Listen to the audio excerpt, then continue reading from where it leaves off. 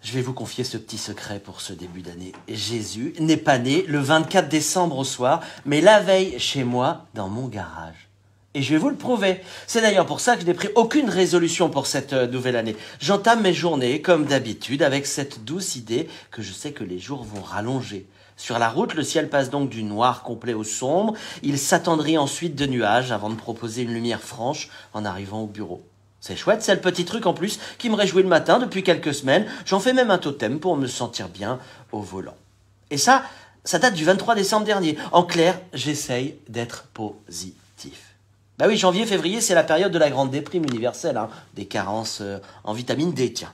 Et comble du moment, la grande fraternité universelle, Healthy Wok et Vegan, réunis, nous convoque au Dry January. Je vais pas y arriver, vous avez vu. Au Dry January. Littéralement janvier sobre. Bref, un mois sans alcool. Tu m'étonnes que ce soit la période où nos aînés décèdent le plus. Bref, les jours qui rallongent et le ciel bleu, c'est ma positive attitude, ma cure contre la morosité post-ripaille du 31 décembre. Cette thérapeutique, elle aurait donc débuté avec la naissance du petit Jésus, joie des joies pour les croyants le 24 décembre. Ben non, pas pour moi, ça a été avec un peu d'avance, le 23 décembre pour être précis. Oui, pour nous, avec mon épouse, il est arrivé plus tôt.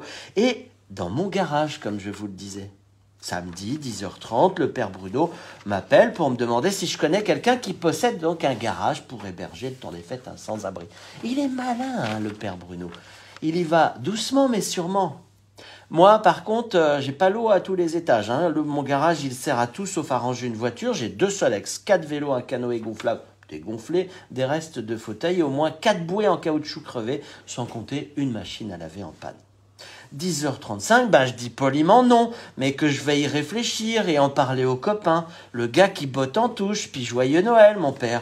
10h37, débrief de la conversation avec mon épouse préférée. 10h38, elle rentre dans le salon sans rien dire. 10h39, elle fait le tour, elle ressort par la cuisine. Dis donc, c'est quoi l'esprit de Noël? On va le ranger, ce garage. 10h40, je rappelle le père Bruno. 11h, je suis le nez dans la poussière. Sébastien est arrivé en début d'après-midi, à la veille de la nativité. Et tout un réseau de voisins s'est mis en branle pour le petit déjeuner, pour lui procurer des vêtements décents, lui apporter un peu de compagnie, des bouquins. Il aura été le visage de Jésus et tout le quartier, celui de l'église. Aujourd'hui, Sébastien est reparti ailleurs, dans un autre garage, un peu plus décent que le nôtre, avec de l'électricité notamment. Il ne sait pas combien, il nous a rendus heureux. Bonne route, Sébastien. Alors, quand je vous dis que le Dry January et les bonnes résolutions, j'en suis à milieu et que j'ai envie de regarder les nuages et le ciel bleu, vous voyez maintenant ce que je veux dire. Merci, Père Bruno, de nous avoir éveillés. Gardez la clé, on ne sait jamais. Merci, ma femme, de m'avoir éclairé, moi qui n'étais pas le couteau le plus aiguisé du tiroir, le 23 décembre dernier. Et bonne année à chacun.